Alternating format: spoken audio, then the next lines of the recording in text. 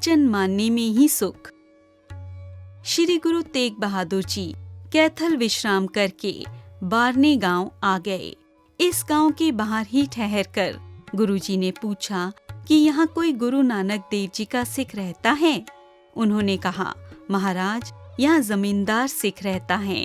गुरुजी ने उसे बुलाने के लिए कहा। यह आदमी जाकर जमींदार को बुला लाया। उसने आकर गुरुजी के चरणों में माथा टेका। उसने यह भी प्रार्थना की कि आप मेरे घर आकर विश्राम करो, तब तक मैं अपनी खेती की कूद मिन्नती कर आऊं।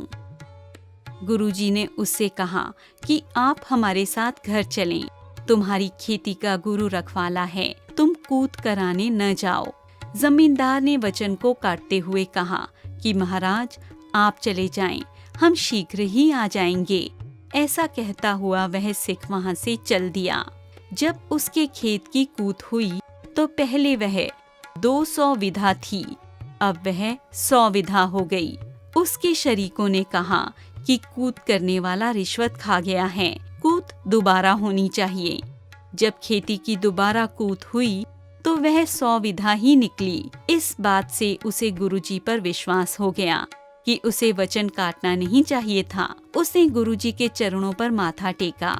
उसने सारी बात गुरुजी को बताई। गुरुजी ने प्रातःकाल उठकर स्नान किया और उसे वचन दिया कि आज से आप तंबाकू पीना छोड़ दो व सिख संगतों की सेवा किया करो। तुम्हारा परलोक सुधर जाएगा।